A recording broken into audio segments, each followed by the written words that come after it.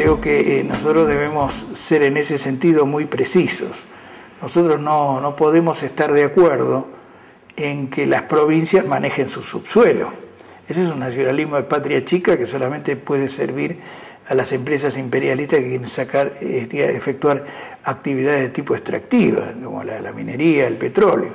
Y hay un nacionalismo de patria grande, que es pensar que Argentina, Uruguay, Bolivia son pedazos de una gran nación balcanizada e inconclusa, que es América Latina, volviendo, digamos, al origen del siglo XIX. Acá hay dos aspectos. Históricamente, la Iglesia en Europa, hasta la Revolución Francesa y en ese largo periodo que fue la Edad Media, expresó los intereses de los dueños de la tierra. Es decir, la cruz santificaba la propiedad privada de los feudos.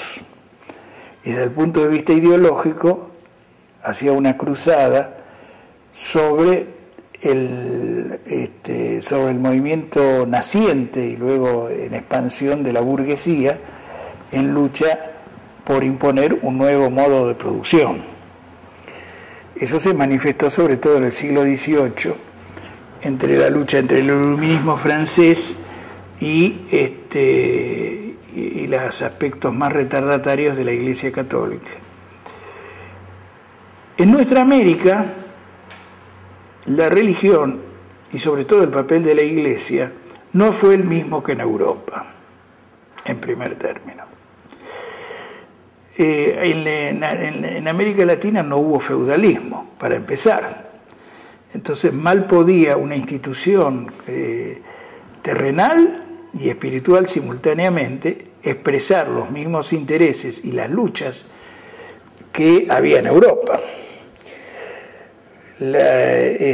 Una orden, la orden de los jesuitas, que era quien daba, por llamarlo así, la línea política de la Iglesia en Europa, defensora del Santo Sínodo, defensora, digamos, de la doctrina ortodoxa de la Iglesia frente a la Reforma, y una serie de elementos que tendían a defender simultáneamente la monarquía absolutista. En América Latina cumplieron los jesuitas un papel totalmente diferente. En primer término, fundaron una serie de pueblos y ciudades enclavados en el Paraguay, en el noreste de la Argentina, las llamadas misiones jesuíticas, que fueron indudablemente un avance de la cultura europea, por cuanto significaron, en primer término, que la cultura guaranítica se fundiera con la cultura europea y que un elemento que el elemento de unificación fue la religión, pero juntamente con ello, la introducción de labores y industrias transformadoras que hicieron ya en el siglo XVII una especie de elemento avanzado para aquella época. Las misiones jesuíticas en Altagracia, en la provincia de Córdoba, en Misiones, en el norte de Corrientes y en Paraguay, significaron un freno significativo a la esclavitud proveniente de la rama brasileña del imperio portugués que estaba asentada en el sur de Brasil. Esas misiones donde se enseñaba los rudimentos, digamos, del alfabeto europeo, el manejo de los elementos de labranza y de construcción, la elevación, digamos, de construcciones magníficas para la época, la desaparición de las enfermedades endémicas por la construcción, digamos, de elementos sanitarios muy avanzados para la época, lo que se llamaban los lugares comunes. Es decir, fueron todos elementos de la civilización que llevaron adelante las misiones jesuíticas que... la izquierda se siente más identificado con la congregación jesuítica que con otra congregación. No en particular, no en particular, digo simplemente, lo tomo a título de ejemplo, porque esas misiones fueron barridas en la monarquía de Carlos III y se restableció la esclavitud, y los esclavistas portugueses avanzaron hacia el oeste. No, es simplemente lo que significó esa cuestión, que los jesuitas, la orden de los jesuitas en Europa representaban a la orden feudal, y acá, por no haber sido feudalismo, por no haber existido el feudalismo, transformaron significativamente hacia adelante a las poblaciones originarias de aquella época. La Revolución Francesa, pero sobre todo la Revolución de Mayo, divide a la Iglesia en el alto clero y el bajo clero. El alto clero trataba a los revolucionarios de Mayo de impíos, ateos, y sostenía la necesidad de mantener el orden social de la monarquía sobre todas las colonias desde México, que en realidad eran desde California, hasta nuestra Patagonia. Y el bajo clero apoyó la revolución. Fray Luis Beltrán fue uno de los primeros sacerdotes que se integra al ejército sanmartiniano y es el que funde los cañones y cose las botas y los uniformes del ejército que va a cruzar la cordillera de los Andes y va a llevar adelante la obra de libertadora. Respecto de su pregunta, creo que tenemos que separar dos cuestiones muy importantes. Una que es la lucha superestructural y cultural de la religión o de la fe de la acción política. El continente latinoamericano, en su mayor parte, ha fundido sus creencias originales con la religión católica. Eso no es fácil verlo. Y muchos grandes movimientos nacionales se han expresado, en muchos casos, sobre todo en la actualidad, con el movimiento nacionalista árabe, a través de la religión o de formas religiosas que asumen las luchas políticas.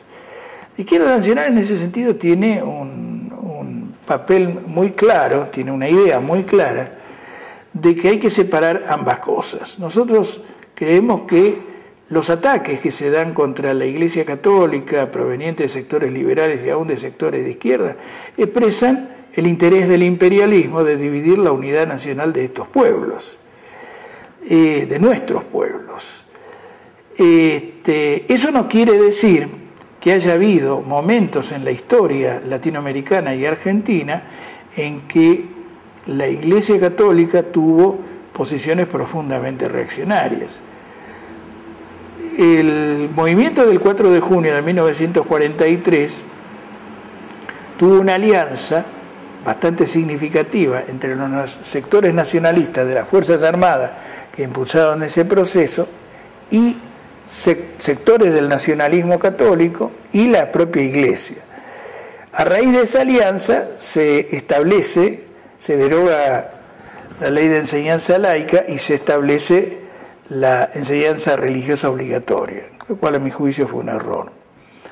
Se establecieron una serie de elementos de tipo cultural, sobre todo a cargo de algunos elementos provenientes del nacionalismo católico, que permitieron que la universidad se estableciera con un criterio marcadamente reaccionario y liberal contra el peronismo y que el imperialismo utilizara ese tipo de movilización.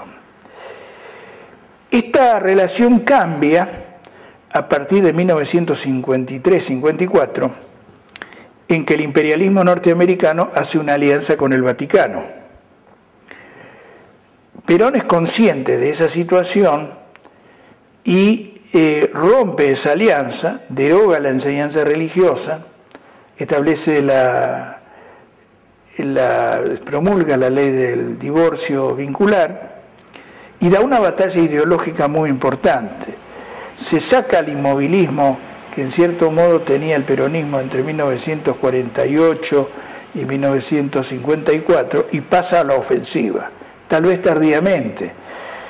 Hay que recordar que, por ejemplo, por aquella época, el presidente del partido peronista era el almirante Tecer, que era, al igual que el doctor Héctor J. Campos, que años después sería presidente y por aquella época presidente de la Cámara de Diputados, no se destacaban precisamente por sus grandes ideas, sino sobre todo por su servilismo hacia el general Perón. El general Perón no necesitaba del servilismo, sino que se necesitaba de colaboradores que establecieran con un criterio práctico la lucha ideológica contra los enemigos comunes. Tecer es reemplazado por Alejandro Leluar, un hombre brillante. Aparece John William Cook, hijo de un antiguo diputado radical, Juan Cook. Aparece Busto Fierro, reaparece Jaureche para dar una gran batalla ideológica, reaparece Raúl Escadabrini Ortiz, expresión de un nacionalismo democrático y popular y principal ideólogo de la nacionalización de los ferrocarriles argentinos. Ahora, yo hablaba del bajo clero. El bajo clero era el que más está incluido. Claro, aún hoy el bajo clero tiene una gran importancia, pero no, por eso yo decía de que hay que tener en cuenta esas divisiones, porque digamos las capas más altas de la Iglesia Católica están íntimamente vinculadas al sistema de la oligarquía, y eso también es cierto. Eso a lo largo de toda la historia argentina. ¿Cuál es nuestra idea respecto del papel futuro de la religión? Yo creo que acá hay una acción muy importante que es la del imperialismo norteamericano. El imperialismo norteamericano ha desarrollado una labor muy profunda a través de las sectas protestantes y de las religiones electrónicas, que tienden a atacar la base misma de la Iglesia Católica y del catolicismo para dividir a nuestros pueblos. Nosotros no estamos de acuerdo en ninguna manera con esa posición y creemos que debe ser combatida. Bueno, los referentes internacionales de la izquierda nacional están indudablemente en el siglo XIX en Marx y Engels, y sobre todo en los revolucionarios soviéticos de 1917. Lenin, Trotsky, Kamenev, Zinoviev, Tomsky, los grandes hombres y mujeres que llevaron adelante esa gran revolución que transformó al mundo. Creo que hay un historiador inglés que dice que el siglo XX tiene un siglo largo, que es la Revolución Rusa, y un siglo corto, que es a partir de la caída del muro de Berlín. Pero los referentes más importantes son los referentes nacionales. Bueno, en primer término, los caudillos federales. Nosotros cuando éramos estudiantes hablábamos de la simbiosis del Chacho y Marx. Creó Facundo Quiroga, el Chacho Peñalosa, Bustos. Un cortito que era eso del Chacho y Marx. Sí, bueno, ese era el caballito de batalla que te llevamos adelante en la Facultad de Ciencias Exactas y en la Facultad de Filosofía y Letras de la Universidad de Buenos Aires contra el cipallismo del Partido Comunista y de sus aliados. Y creo que era un sello de marca que teníamos en aquella época. Bueno, lógicamente el papel y el accionar de Juan Manuel de Rosas como defensor de los intereses exteriores argentinos, con una distinción entre el federalismo del interior y el federalismo de la provincia de Buenos Aires que expresaba precisamente Rosas. Rosas es importante como organizador del Estado argentino, pero manteniendo ciertos privilegios que son los de la aduana, las rentas de la aduana de la ciudad de Buenos Aires. Pero su papel más destacado lo señaló el general San Martín al legarle el sable Corvo, que lo acompañó durante las guerras de la Independencia, por su actuación en defensa del interés y el honor de los argentinos en la vuelta obligado el 20 de noviembre de 1845.